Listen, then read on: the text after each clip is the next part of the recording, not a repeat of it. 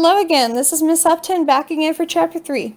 Before we dive into the audio, I want to describe some of the new characters that will be introduced and of course what has happened up to this point. Our first new character is Holly Short. Holly Short is an elf, fairy of course being a general term. Holly Short is described as having nut brown skin, cropped auburn hair, and hazel eyes. She's the first female officer in Recon's history, and it's important that she does well at her job so that she can pave the way for future female officers. So that's why her title, her position, has a lot of weight and carries a lot of weight on her shoulders. She is somewhat stereotypically characterized as almost like a renegade cop. There are a few moments in the chapter where she disregards orders to complete the mission, even though, that could have resulted in a lot of collateral damage. And again, this is mostly all that we know up to this point in Chapter 3.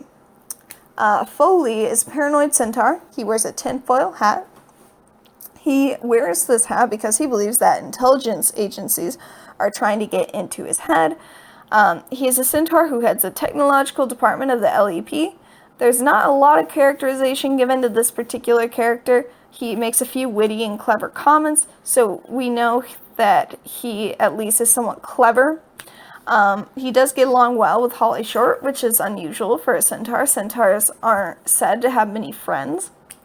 Our third character, Commander Root, is Holly's supervisor. He is frequently angry, and when angry, his face turns red, thus earning him the nickname Beetroot. He is also somewhat stereotypically characterized as the angry, overbearing supervisor who always has to get on the case of the renegade cop.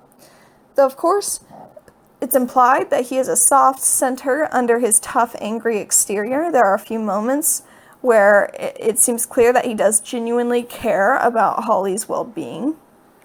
So moving on to what has happened so far. In Chapter 2, Artemis Fowl greets his mother upon returning home. This is the moment in which he learns more about his mother's condition. Well, the readers do. Artemis Fowl takes the digital copy of the book home for translation. He has a great deal of difficulty translating the book at first. He has an aha moment when he discovers that characters bear a striking similarity to Egyptian hieroglyphics. He comes up with a translation of the first page, which gives him some insight into the rules for fairies regarding usage of the book. The readers, of course, learn more about what this book means to the fairies in that moment. Butler and Juliet help him to translate the rest of the book at the end of the chapter. And that is what's happened so far in characters. So a few notes before you get into the audio. I realized that the outline for the notes is kind of varying a little bit from video to video. So I do apologize if the consistency is throwing you off. That's just me getting used to how I want to format things as I go, as this is a bit new to me. So anyway, I hope you enjoy it and that doesn't confuse you too much. So at this point, I'm going to stop talking so I can let myself continue talking in just a moment. Anyway, thank you so much for listening, and I hope you enjoyed Chapter 3. This is Miss Upton back again for Chapter 3. Chapter 3 is titled Holly. Holly Short was lying in bed, silently fuming. Nothing unusual about this. Leprechauns in general were not known for their geniality, but Holly was in an exceptionally bad mood even for a fairy. Technically, she was an elf, fairy being a general term. She was a leprechaun too, but that was just a job. Perhaps a description would be more helpful than a lecture on fairy genealogy. Holly Short had nut brown skin, cropped auburn hair, and hazel eyes. Her nose had a hook, and her mouth was plump and cherubic, which was appropriate, considering Cupid was her great-grandfather. Her mother was a European elf with a fiery temper and willowy figure. Holly, too, had a slim frame with long tapered fingers perfect for wrapping around a buzz baton. Her ears, of course, were pointed. At exactly 3 feet in height, Holly was only a centimeter below the fairy average, but even 1 centimeter can make an awful lot of difference when you don't have many to spare. Commander Root was the cause of Holly's distress. Root had been on Holly's case since day 1. The commander had decided to take offense at the fact that the first female officer in Recon's history had been assigned to his squad.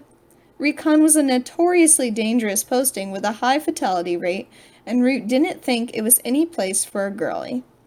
Well, he was just going to have to get used to the idea, because Holly Short had no intention of quitting for him or anybody else. Though she'd never admit it, another possible cause for Holly's irritability was the ritual. She'd been meaning to perform it for several moons now, but somehow there just never seemed to be time. And if Root found out she was running low on magic, she'd be transferred to traffic for sure. Holly rolled off her futon and stumbled into the shower. That was one advantage of living near the Earth's core. The water was always hot. No natural light, of course, but that was a small price to pay for privacy. Underground, the last human-free zone. There was nothing like coming home after a long day on the job, switching off your shield, and sinking into a bubbling slime pool. Bliss. The fairy suited up, zipping the dull green jumpsuit up to her chin and strapping on her helmet. Leprechaun uniforms were stylish these days, not like that top-of-the-morning costume that Force had to wear back in the old days. Buckled shoes and knickerbockers? Honestly, no wonder leprechauns were such ridiculous figures in human folklore. Still, probably better that way. If the mud people knew that the word leprechaun actually originated from leprechaun, an elite branch of the lower elements police, they'd probably take steps to stamp them out. Better to stay inconspicuous and let the humans have their stereotypes. With the moon already rising on the surface, there was no time for a proper breakfast. Holly grabbed the remains of a nettle smoothie from the cooler and drank it in the tunnels. As usual, there was chaos in the main thoroughfare. Airborne sprites jammed the avenue like stones in a bottle. The gnomes weren't helping either, lumbering along with their big swinging behinds blocking 2 lanes. Swear-toads invested every damp patch, cursing like sailors. That particular breed began as a joke, but had multiplied into an epidemic. Someone lost their wand over that one. Holly battled through the crowds to the police station. There was already a riot outside Spud Emporium. Corporal Newt was trying to sort it out. Good luck to him. Nightmare. At least Holly got the chance to work above ground. The Lep station doors were crammed with protesters. The goblin-slash-dwarf turf war had flared up again, and every morning, hordes of angry parents showed up demanding the release of their innocent offspring. Holly snorted. If there actually was an innocent goblin, Holly Short had yet to meet him. They were clogging up the cells now, howling gang chants and hurling fireballs at each other. Holly shouldered her way into the throng. Coming through, she grunted, "Police business." They were on her like flies on a stinkworm. "My grumpo is innocent! Police brutality!" "Officer, could you take my baby in his blankie? He can't sleep without it." Holly set her visor to reflect and ignored them all. Once upon a time, the uniform would have earned you some respect. Not anymore. Now you were a target. "Excuse me, officer, but I seem to have misplaced my jar of warts. Pardon me, young elf, but my cat's climbed a stalactite. Or, if you have a minute, Captain, could you tell me how to get to the Fountain of Youth?" Holly shuddered. Tourists. She had troubles of her own. More than she knew, she was about to find out. In the station lobby, a kleptomaniac dwarf was busy picking the pockets of everyone else in the booking line, including the officer he was handcuffed to. Holly gave him a swipe in the backside with her buzz baton. The electric charge singed the seat of his leather pants. "What you doing there, Mulch?" Mulch started, contraband dropping from his sleeves. "Officer Short," he whined, his face a mask of regret. "I can't help myself. It's my nature." "I know that, Mulch, and it's our nature to throw you in a cell for a couple of centuries." She winked at the dwarf's arresting officer. "Nice to see you're staying alert." The elf blushed, kneeling to pick up his wallet and badge. Holly forged past Root's office, hoping she would make it to her cubicle before... "Short, get in here!" Holly sighed. Well, here we go again." Stowing her helmet under her arm, Holly smoothed the creases from her uniform and stepped into Commander Root's office. Root's face was purple with rage. This was more or less his general state of existence, a fact that earned him the nickname Beetroot.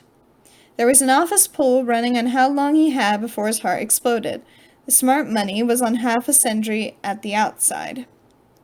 Commander Root was tapping the moonometer on his wrist. Well, he demanded, what time do you call this? Holly could feel her own face coloring. She was barely a minute late. There was at least a dozen officers on this shift who hadn't even reported in yet, but Root always singled her out for prosecution. The thoroughfare, she mumbled lamely. There were 4 lanes down. Don't insult me with your excuses, roared the commander. You know what the city center is like. Get up a few minutes earlier.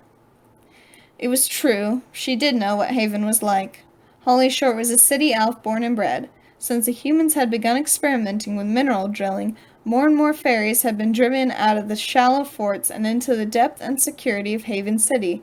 The metropolis was overcrowded and underserviced, and now there was a lobby to allow automobiles in the pedestrianized city center, as if the place wasn't smelly enough already, with all those country gnomes lumbering around the place. Root was right. She should get up a bit earlier, but she wouldn't, not until everybody else was forced to.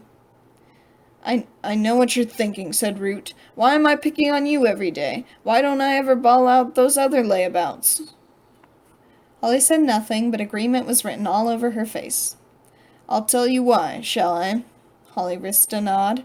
It's because you're a girl. Holly felt her fingers curl into fists. She knew it. But not for the reasons you think, continued Root. You're the first girl in recon, ever. You are a test case, a beacon. There are a million fairies out there watching your every move. There are a lot of hopes riding on you, but there's a lot of prejudice against you too. The future of law enforcement is in your hands, and at the moment, I'd say it was a little heavy. Holly blinked. Root had never said anything like this before. Usually it was just, fix your helmet, stand up straight, blah blah blah. You have to be the best you can be, Short, and that has to be better than anybody else, Root sighed, sinking into his swivel chair. I don't know, Holly, ever since that Hamburg incident. Holly winced. The Hamburg incident had been a total disaster. One of her perps had skipped out to the surface and tried to bargain with the mud people for asylum. Root had to stop time, call in the retrieval squad, and do 4 memory wipes. A lot of police time wasted.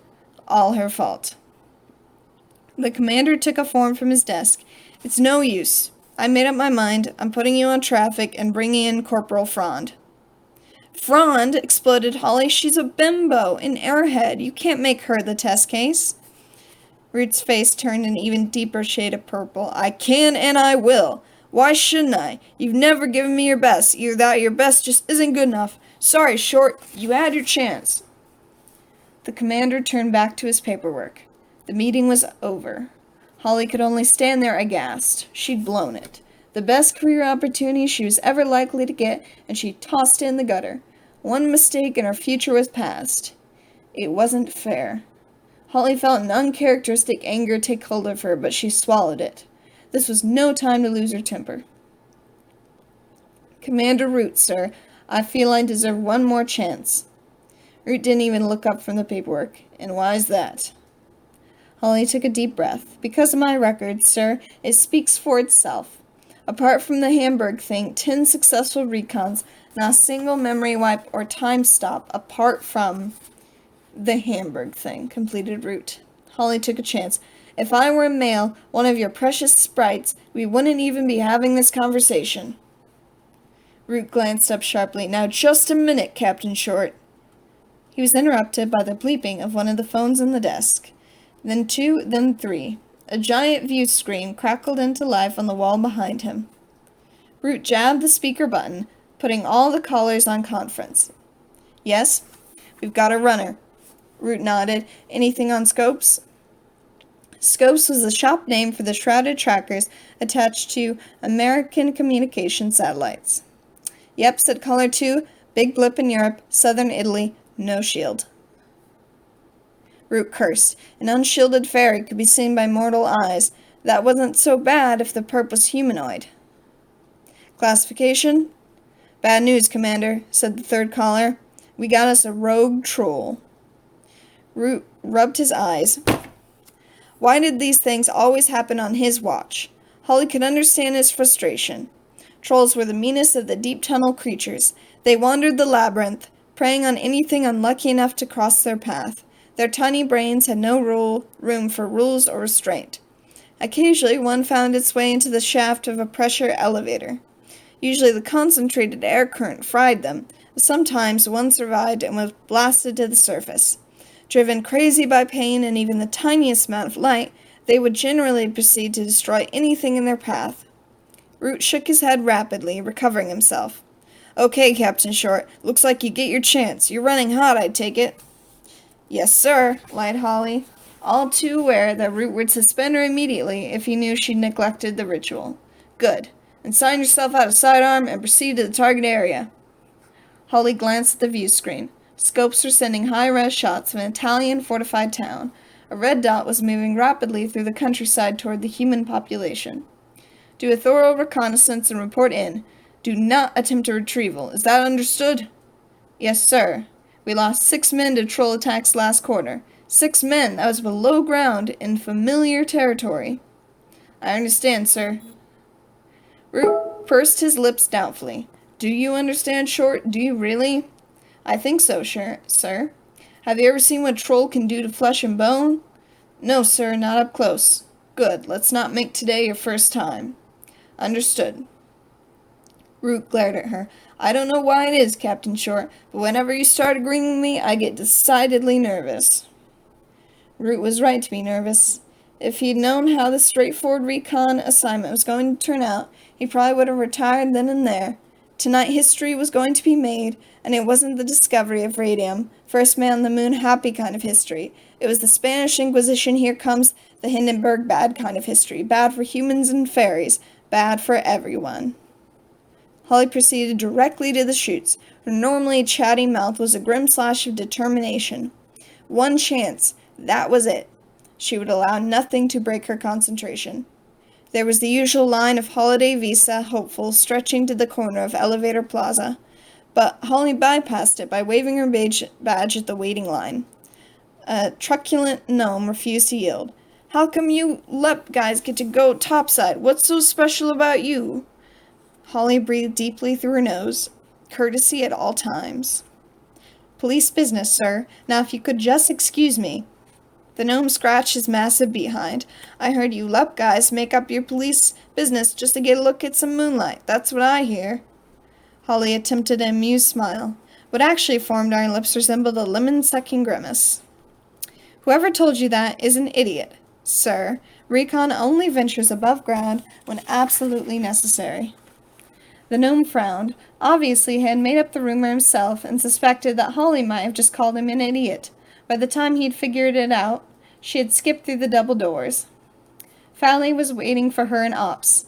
Fowley was a paranoid centaur convinced that human intelligence agencies were monitoring his transport and surveillance network. To prevent them from reading his mind, he wore a tinfoil hat at all times. He glanced up sharply when Holly entered through the pneumatic double doors. Anybody see you come in here? Holly thought about it.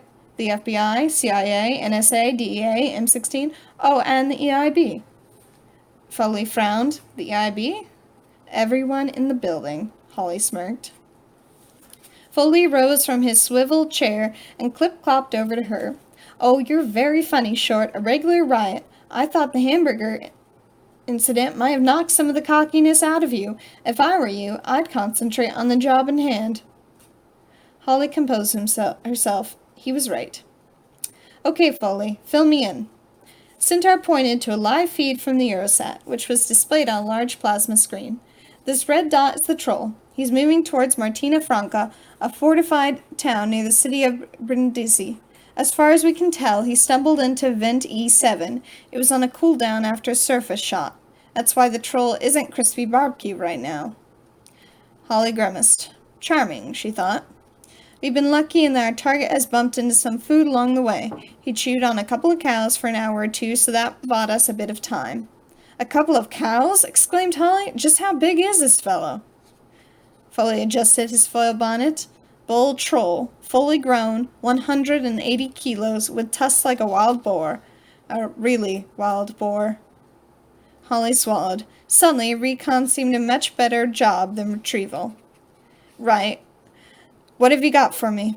Foley cantered across to the equipment table. He selected what looked like a rectangular wristwatch. Locator. You find him, we find you. Routine stuff. Video? Centaur clipped a small cylinder into the accommodating groove on Holly's helmet. Live feed, nuclear battery, no time limit, the mic is voice activated. Good, said Holly. Root said I should take a weapon on this one, just in case. Way ahead of you, said Foley. He picked a platinum handgun from the pile. A Neutrino 2000, the latest model. Even the tunnel gangs don't have these. 3 settings if you don't mind. Scorch, well done, and crisp to a cinder. Nuclear power source 2, so plug away. This baby will outlive you by 1,000 years. Holly strapped the lightweight weapon into her shoulder holster. I'm ready, I think. Foley chuckled. I doubt it. No one's ever really ready for a troll. Thanks for the confidence, Booster. Confidence is ignorance, advised the Centaur. If you're feeling cocky, it's because there's something you don't know. Holly thought about arguing, but didn't. Maybe it's because she had a sneaking suspicion that Foley was right. The pressure elevators were powered by gaseous columns vented from the Earth's core. The Lep Tech boys, under Foley's guidance, had fashioned titanium eggs that could ride on the currents. They had their own independent motors. For an express ride to the surface, there was nothing like the blast from a tidal wave. Foley led her past a long line of chute bays to E7. The pod sat in its clamp, looking very fragile to be rocketing about on magma streams. Its underside was charred black and pockmarked from shrapnel. Centaur slapped it fondly on a fender. This baby's been serviced for 50 years, oldest model still in the chutes. Holly swallowed. The chutes made her nervous enough without riding in an antique. When does it come offline? Foley scratched his hairy belly. With funding the way it is, not until we have us a fatality. Holly cranked open the heavy door, the rubber seal yielding with a hiss. The pod was not built for comfort. There was barely enough space for a restraining seat among the jumble of electronics. What's that? Asked Holly, pointing at a grayish stain on the seat's headrest. Foley shuffled uncomfortably. Brain fluid, I think. We had a pressure leak on the last mission, but that's plugged now. And the officer lived, down a few IQ points, but alive, and he can still take liquids. Well, that's all right, then, quipped Holly, threading her way through the massive wires. Foley strapped the harness onto her, checking the restraints thoroughly. All set? Holly nodded. Foley tapped her helmet mic. Keep in touch, he said, pulling the door behind him. Don't think about it, Holly told herself. Don't think about the white hog magma flow that's going to engulf this tiny craft. Don't think about hurtling towards the surface with a Mach 2 force trying to turn you inside out. And certainly don't think about the blood-crazed troll ready to disembowel you with its tusks. Nope, don't think about any of that stuff. Too late. Foley's voice sounded in her earpiece. T-20, he said. We're on a secure channel in case the mud people have started underground monitoring. You never know. An oil tanker from the Middle East intercepted a transmission one time. What a mess that was. Holly adjusted her helmet mic. Focus, Foley. My life is in your hands here. Okay, sorry. We're going to use the rail to drop you into E7's main shaft. There's a surge due any time. That should see you past the first 100 clicks, then you're on your own. Holly nodded, curling her fingers around the twin joysticks. All systems check. Fire it up. There was a whoosh as the pod's engines ignited. The tiny craft jostled in its housing, shaking Holly like a bead in a rattle. She could barely hear Foley speaking into her ear. You're in the secondary shaft now. Get ready to fly, Short. Holly picked a rubber cylinder from the dash and skipped it between her teeth. No good having a radio if you swallowed your tongue. She activated the external cameras and put the view on screen. The entrance to E7 was creeping toward her. The air was shimmering in the landing light glow. White-hot sparks tumbled into the secondary shaft. Holly couldn't hear the roar, but she could imagine it. A raw, skidding wind like a million trolls howling. Her fingers tightened around the joysticks. The pod shuddered to a halt at the lip. The chute stretched above and below, massive, boundless, like dropping an ant down a drain pipe. Right-o, crackled Foley. Hold on to your breakfast. Roller coasters ain't got nothing on this. Holly nodded. She couldn't speak, not with the rubber in her mouth.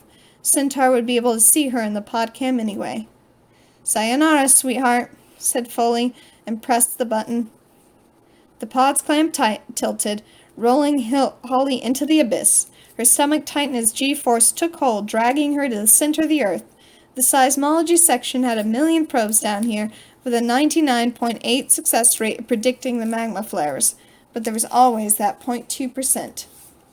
The fall seemed to last for eternity, and just when Holly had mentally consigned herself to the scrap heap, she felt it, that unforgettable vibration, the feeling that outside her tiny sphere, the whole world was being shaken apart. Here it comes. Fins, she said, spinning the world around the cylinder. Folly may have replied. She couldn't hear him anymore. Holly couldn't even hear herself, but she did see the stabilization fin slide out on the monitor. The flare caught her like a hurricane, spinning the pod at first until the fins caught. Half-melted rocks pelted the craft's underside, jolting it toward the chute walls. Holly compensated with bursts from the joystick. The heat was tremendous in the confined space, enough to fry a human, but fairy lungs are made of stronger stuff. The acceleration dragged at her body with invisible hands, stretching the flesh over her arms and face. Holly blinked salty sweat from her eyes and concentrated on the monitor. The flare had totally engulfed her pod, and it was a big one, too. 4.7 at the very least. A good 1,000-foot girth. Orange-striped magma swirled and hissed around her, searching for a weak point in the metal casing. The pod groaned and complained, 50-year-old rivets threatening to pop. Holly shook her head. The first thing she was going to do in her return was kick Foley straight in the hairy behind. She felt like a nut inside a shell between a gnome's molars. Doomed. A bow plate buckled, popping in as though punched by a giant fist. The pressure light blinked on. Holly could feel her head being squeezed. The eyes would be first to go, popping like ripe cherries. She checked the dials. 20 more seconds before she rode out the flare and was running on thermals. Those 20 seconds seemed like an age. Holly sealed the helmet to protect her eyes, riding out the final barrage of the rocks. And suddenly they were clear, sailing upward on the comparatively gentle spirals of hot air. Holly added her own thrusters to the upward force. No time to waste floating around in the wind. Above her, a circle of neon lights marked the docking zone. Holly swiveled, horizontal, and pointed at the docking nodes of the lights. This was a delicate. Many recon pilots had made it this far only to miss the port and lose valuable time. Not Holly. She was a natural, first in the academy. She gave the thrusters one final squeeze and coasted the last 100 feet. Using the rudders beneath her feet, she teased the pod through the circle of light and into its clamp on the landing pod. The nodes revolved, settling into their grooves, safe. Holly smacked herself on the chest, releasing the safety harness. Once the door seal was open, sweet surface air flooded the cabin. There was nothing like that first breath after a ride in the chutes. She breathed deeply, purging the stale pod air from her lungs. How had the people ever left the surface?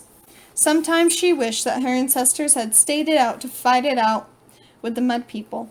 But there was too many of them. Unlike fairies who could produce only a single child every 20 years, mud people bred like rodents. Numbers would subdue even magic. Although she was enjoying the night air, Holly could taste traces of pollutants. The mud people destroyed everything they came in contact with. Of course, they didn't live in the mud anymore, not in this country at least. Oh no, big fancy dwellings with rooms for everything. Rooms for sleeping, rooms for eating, even a room to go to the toilet. Indoors. Holly shuddered. Imagine going to the toilet inside your own house. Disgusting. The only good thing about going to the toilet was the minerals being returned to the earth, but the mud people had even managed to botch that up by treating the stuff with bottles of blue chemicals. If anyone had told her 100 years ago that humans would be taking the fertile out of fertilizer, she would have told them to get some air holes drilled in their skull. Holly unhooked a set of wings from their bracket. They were double ovals with a clunky motor. She moaned. Dragonflies. She hated that model. Gas engine, if you believe it, and heavier than a pig dipped in mud. Now the Hummingbird Z7, that was transport. Whisper silent with a satellite-bounced solar battery that would fly you twice around the world. But there were budget cuts again. On her wrist the locator began to beep. She was in range. Holly stepped out of the pod and onto the landing bay. She was inside a camouflage mound of earth, commonly known as a fairy fort. Indeed, The people used to live in these until they were driven deeper underground. There wasn't much technology, just a few external motors and a self-destruct device should the bay be discovered.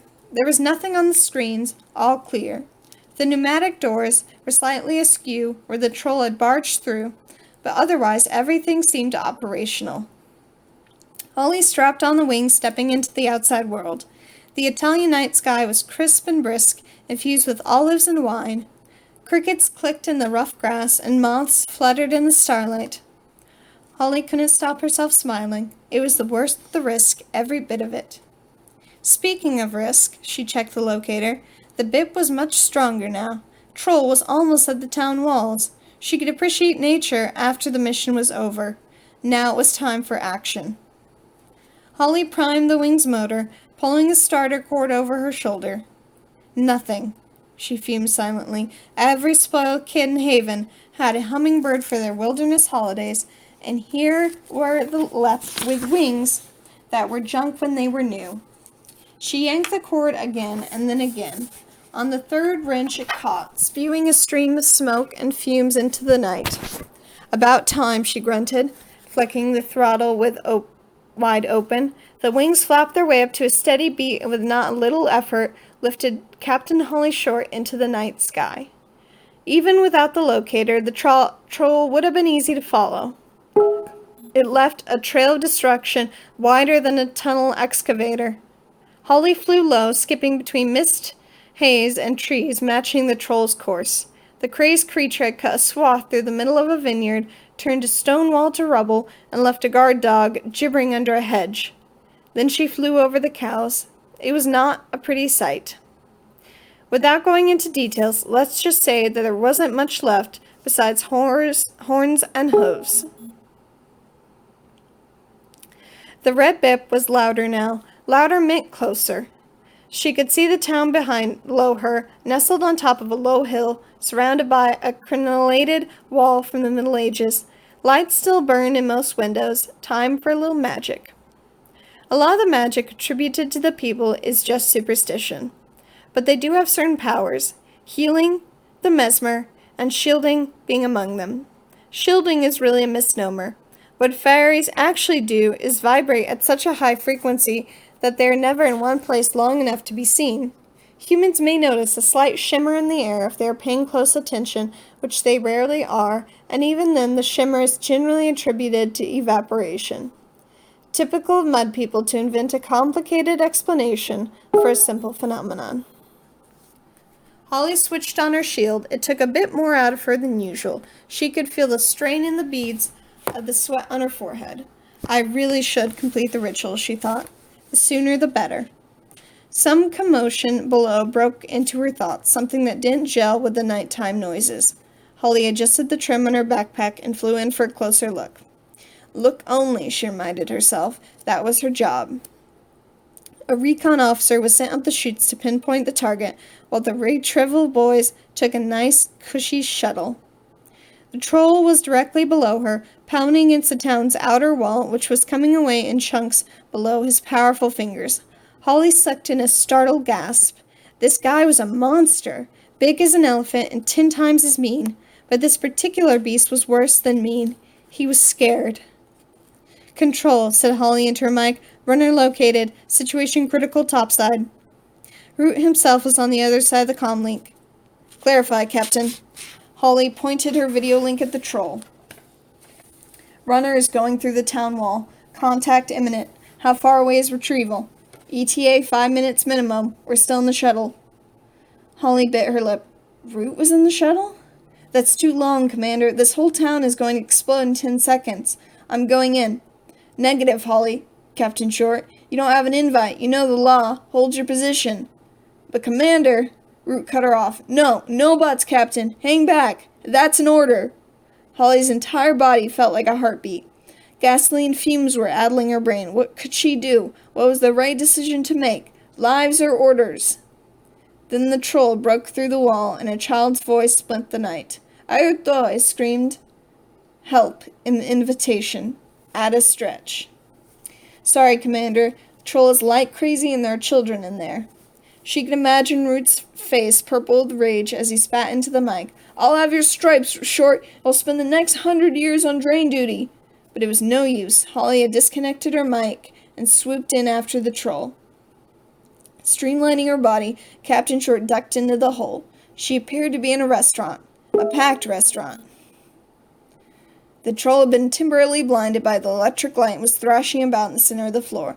The patrons were stunned. Even the child's plea had petered out. They sat gaping, party hats perched comically on their heads. Waiters froze. Huge trays of pasta quivering on their splayed fingers. Chubby Italian infants covered their eyes with chubby fingers. It was always like this in the beginning. The shocked silence, then came the screaming. A wine bottle crashed to the floor. It broke the spell. The pandemonium started.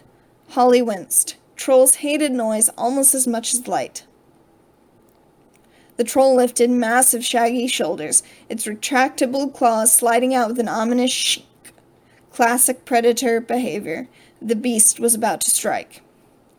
Holly drew her weapon and flicked it up to the second setting. She couldn't kill the troll under any circumstances, not to save humans, but she could certainly put him out until retrieval arrived. Aiming for the weak point, at the base of the skull, she let the troll have a long burst of the concentrated ion ray. The beast staggered, stumbled a few steps, then got very angry. "It's okay," thought Holly. "I'm shielded, invisible." To any onlookers, it would seem as though the pulsing blue beam emanated from thin air.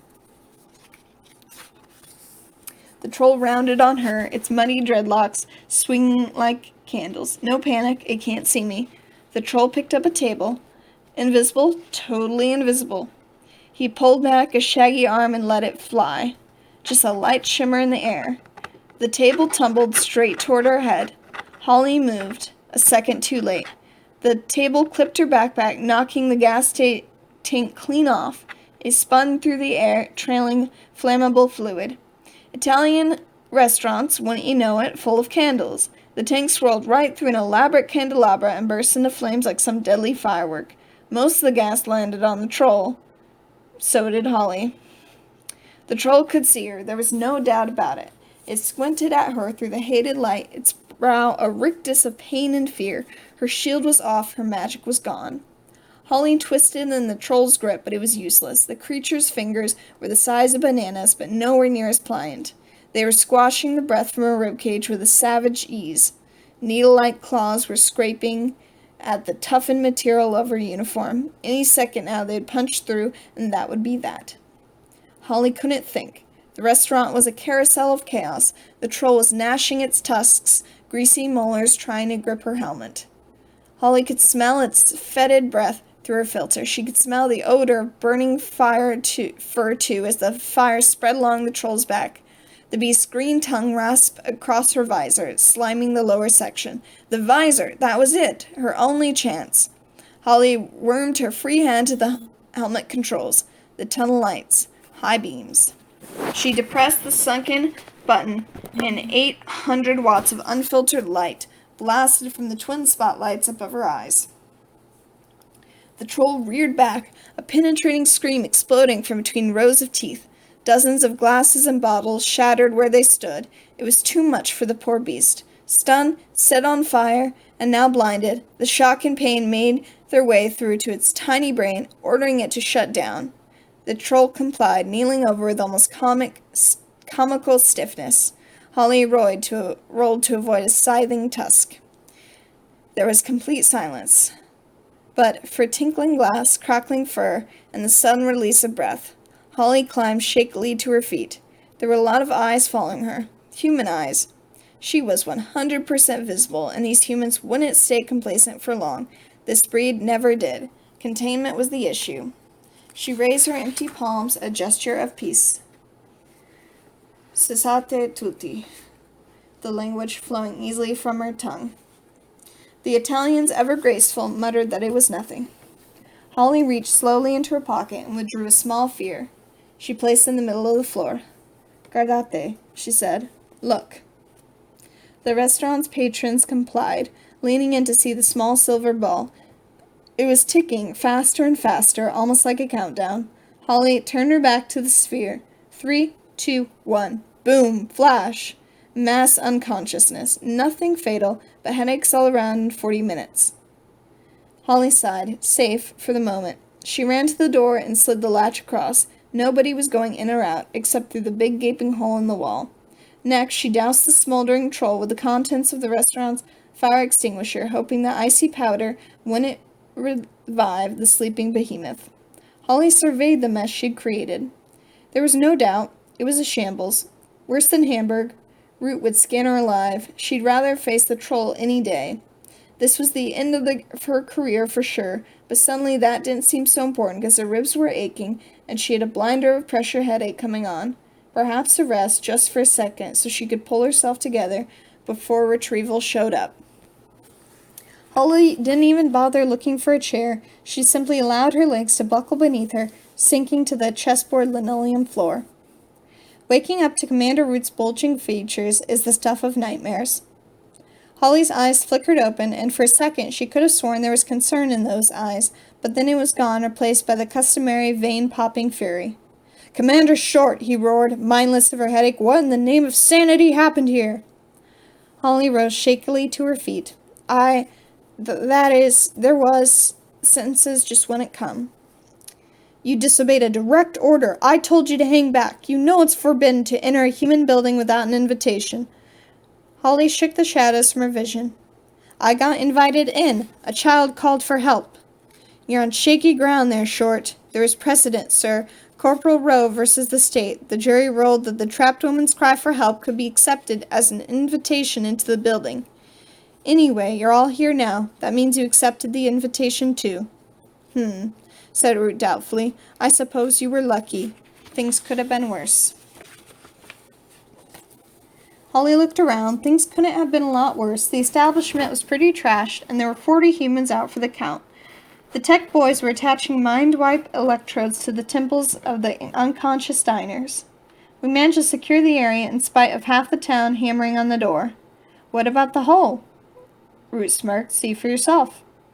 Holly glanced over. Retrieval had jimmied a hologram lead into the existing electricity sockets and were projecting an unbattered wall over the hole. The holograms are handy for quick patches, but no good under scrutiny. Anyone who examined the wall too closely would have noticed that the slightly transparent patch was exactly the same as the stretch beside it. In this case, there were two identical patches of spiderweb cracks and two reproductions of the same Rembrandt. But the people inside the pizzeria were in no condition to examine walls, and by the time they woke up, the wall would have been repaired by the telekinetic division, and the entire paranormal experience would be removed from their memories. A retrieval officer bolted from the restroom. "Commander?" "Yes, Sergeant?" "There's a human in here, sir. The concussor didn't reach him. He's coming, sir. Right now, sir." "Shields!" barked Root. "Everyone!" Holly tried. She really did, but it wouldn't come. Her magic was gone. A toddler waddled out of the bathroom, his eyes heavy with sleep. He pointed a pudgy finger directly at Holly. "Ciao, Valenta," he said before climbing into his father's lap to continue his snooze. Root shimmered back into the visible spectrum. He was, if possible, even angrier than before. "What happened to your shield, Short?" Holly swallowed. "Stress, Commander," she offered hopefully. Root wasn't having any of it. "You lied to me, Captain. You're not running hot at all, are you?" Holly shook her head mutely. "How long since you completed the ritual?" Holly chewed her lip. "I'd say about 4 years, sir." Root nearly popped a vein. Four years? It's a wonder you lasted this long. Do it now, tonight. You're not coming below ground again without your powers. You're a danger to yourself and your fellow officers." "Yes, sir. Get a set of hummingbirds from Retrieval and zip across to the old country. There's a full moon tonight." "Yes, sir. And don't think I've forgotten about this shambles. We'll talk about it when you get back." "Yes, sir. Very good, sir." Holly turned to go, but Root cleared his throat for attention. "Oh, and Captain Short?" "Yes, sir?" Root's face had lost its purple tinge. She almost seemed embarrassed. "Well done on the life-saving thing. Could have been worse. An awful lot worse." Holly beamed behind her visor. Perhaps she wouldn't be kicked out of recon after all. "Thank you, sir." Root grunted, his complexion returning to its normal ruddy hue. "Now get out of here and don't come back until you're full to the tips of your ears with magic." Holly sighed. So much for gratitude. Yes, sir. On my way, sir.